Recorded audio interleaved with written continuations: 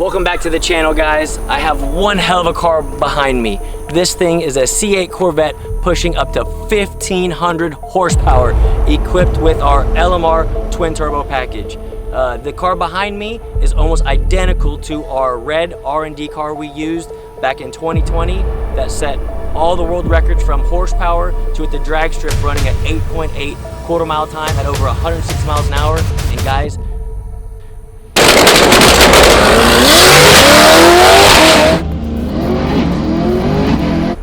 a mid-engine car even popped wheelies. It was so cool. I can't wait to show you and talk to you about the car behind me. Come check it out. Right away, what stands out is our turbo kit, guys. We did a top mount kit so you could see it. You guys out there that go to car shows and that want to show your car off, I wanted them to be able to pull into a parking lot, pop the hatch, and be like, holy crap, check that out. So obviously, I'm in the race car world. I want it to run as fast as it can, but man, for this in particular build, I want it to look as good as she runs. So obviously, performance is the #1 key when it comes to building these cars, but I just had to go with the top mount kit. So this thing is equipped with precision 62, 66 millimeter turbos, billet wheels, ball bearings. We have precision wastegates on it, turbo smart blow off valves, and a custom air to water intercooler, which y'all cannot see, but it is the intercooler mounts right here in front of the throttle body, and we have an ice tank up front that has water in it that circulates through when the car is idling and driving around. And for customers like this that do plan on drag racing the car or using it at roll racing events, they'll be able to drain the water, put ice in it to keep intake air temps that much colder at the events when you're actually racing the vehicle. Next thing you can see, guys, is this CO2 bottle back here. A lot of people with turbo systems, they do run like manifold pressure for boost controller. In this case, I'm just so used to my race car world where when I tell it I want 2.7 pounds of boost at, let's say, 0.3 seconds after I let go of a trans brake button, it'll make it. So having CO2 on this, it helps me create the maps for boost by gear, as well as when we're drag racing the car. As soon as we take off the line, I can leave on the exact boost I want and bring it in as fast as I want or as slow as I want, depending on the track conditions. All right, so with all that extra boost and horsepower, obviously the factory 6.2 liter engine is not gonna hold, right? So we pull the factory engine out, let's get it over to our boys at Late Model Engines, Brian and Pecos. I've been dealing with them for 20 years now. When it comes to R&D and new stuff and making horsepower, we are the best in the business at it. So we took the engine. At the time, there's still no aftermarket blocks for these things, so we kept the factory block, factory crankshaft, put aftermarket rods in it, forged pistons in it, and obviously completely redid the cylinder heads. And of course, what you see on top is this beautiful billet intake manifold. High boost levels, guys, I do not like running plastic intake manifolds. If you ever have some kind of a backfiring like that, they can crack or break very easily, or under high boost applications. If this thing makes 20 or 30 pounds of boost, you don't want a factory plastic intake that can flex and crack. So having a billet intake manifold is a big must for high boost applications.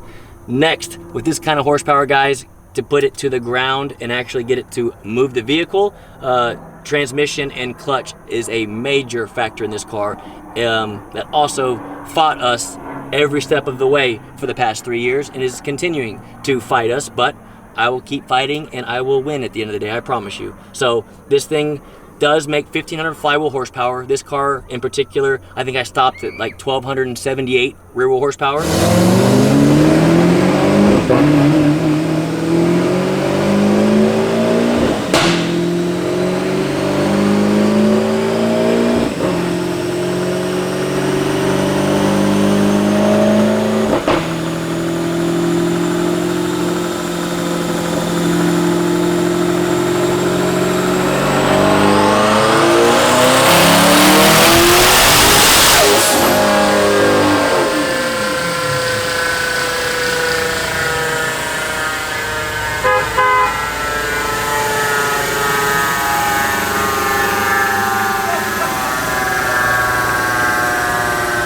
The transmission itself is still factory with the factory gear set, but we do have a Dodson clutch in it for the extra horsepower. Now, the clutch did hold 1,278 rear wheel horsepower. We have been 8 seconds in the quarter mile with it, but know that this clutch at this point in time still not hold the horsepower that this engine and this turbo kit is capable of making. This setup, if the clutch and transmission could hold, should easily make 2,000 rear wheel horsepower if we want to. So there are still things that are in the works that we are still R&Ding to get it to hold more horsepower than what it currently has now, which probably sounds insane to a bunch of you guys out there, but that's just what I do, and I want this thing to be crazy. My goal is, once I have the drivetrain components that are clutch to hold, I know that the transmission and gear sets are going to be breaking, so we will be doing billet gear sets, different gear ratios and stuff like that, to eventually have a 7-second C8 Corvette that you can hop in and drive around town with no issues. So not only is engine and the clutch upgraded, but obviously the CV axles in this thing. In 2020, when these cars first came out, even, I think one of the first videos on YouTube was a guy that took his stock car to the track, put a drag radial on it, it wheel hopped and broke a CV axle right away. So obviously this thing doing wheelies at the drag strip, the stock CV axles would just snap. So we have G-force CV axles in this thing to keep it planted to the ground. Now that is when we run like an 18-inch Mickey Thompson drag radial, or even a 15-inch wheel conversion with a weld wheel and a Mickey Thompson drag radial as well. For fuel system for this thing, guys, again, the drivetrain components are there. The fuel system is a whole nother ball game. This thing still has the factory mechanical fuel pump, the factory DI injectors, with the addition of a set of ID 1700 injectors to get all the fuel we need to make 2,000 rear wheel horsepower on methanol. So the car has 2 fuel tanks. Obviously the factory fuel tank in the car that the car idles and drives around with on 93 octane. Then when we make our power, when we go into boost, so here we have our standalone fuel cell as well as our ice tank. The fuel cell is equipped with, we keep M1 in it. Most of you guys at home know it has methanol. Most of y'all put methanol kits on your street cars and stuff like that to keep intake air temps down. Some use it as a fuel source. In this case, this thing has a aeromotive brushless pump that is a variable speed pump. What it means is, when the car's idling and driving around, it is at a low percentage to keep the fuel pump from overheating, as well as to keep the fuel from getting hot, right? So we have a regulator here that keeps the fuel pressure at where we want it, and then as we give it more throttle, or as you floor it, the variable speed obviously makes the fuel pump run at 100% capacity. That way we can keep the fuel pressure exactly where we want it, whether we're at 2 pounds of boost or 30 pounds of boost. Next is obviously our ice tank, and essentially, guys, all this is a extra tank with water or coolant in it. It has a built-in pump on the inside of this thing, and again, as you're idling and driving around, it is constantly flowing water through the intercooler to keep intake air temps down. And for obviously maximum horsepower when we're at the drag strip or at an event, there's a drain here on the bottom of it. We drain the water out and we put a big lid on it so you can pour ice in it to keep intake air temps, 50 degrees or less while racing the vehicle.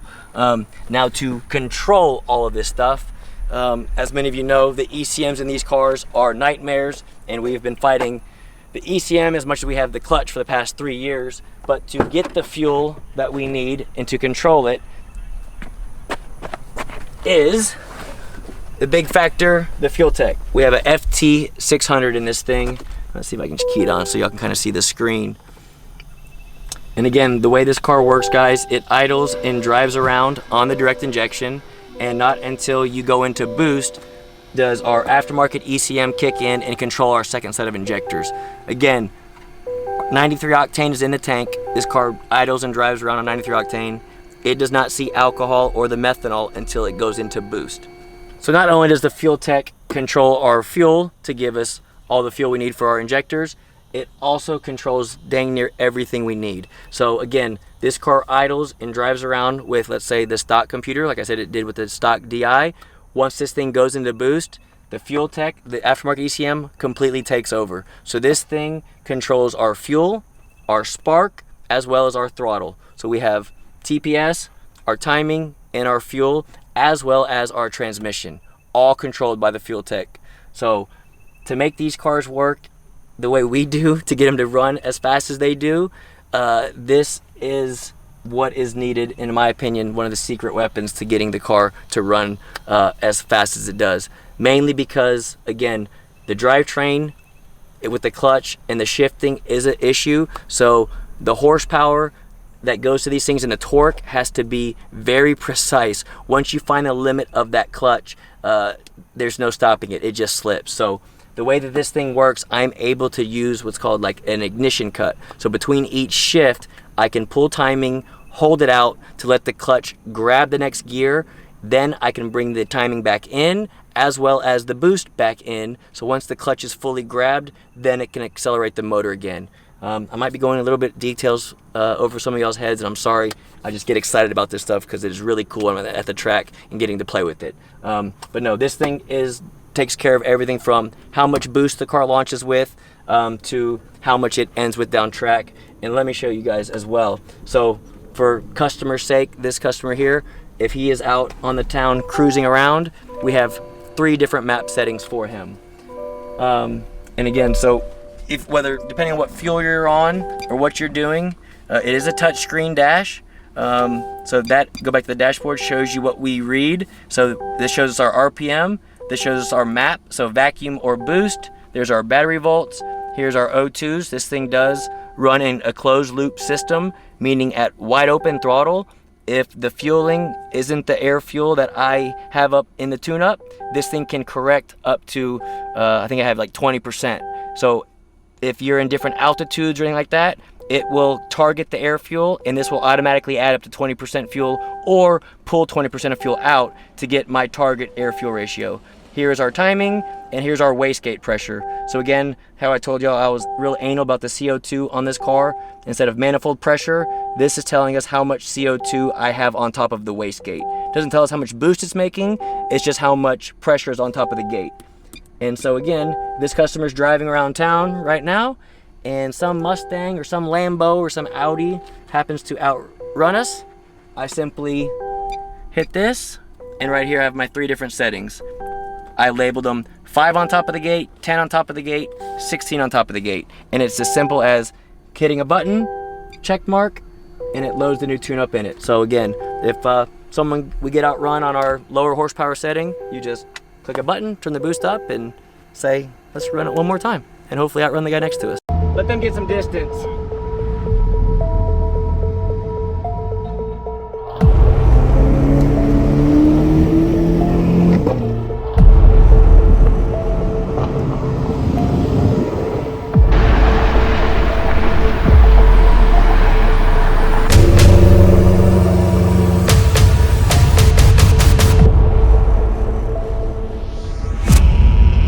Start rolling, then second gear you just hit it.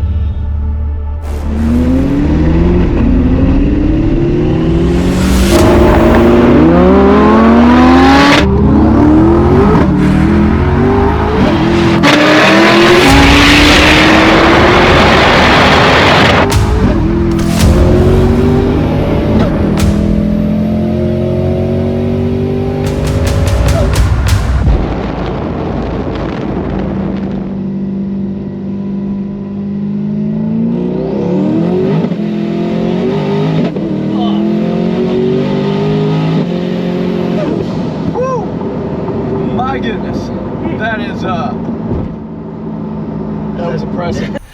Alright, to wrap this video up, guys, our LMR 1500 horsepower twin turbo package is a street/race car. It is for the 1% out there.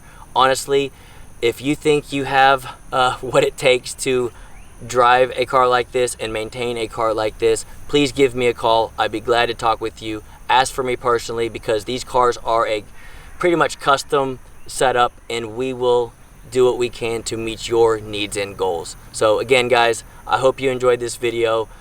Mr. Moen, I appreciate you as a customer. It was a blast to build this car, and I know there's still plenty more left in this thing with more drivetrain components. So stay tuned, guys.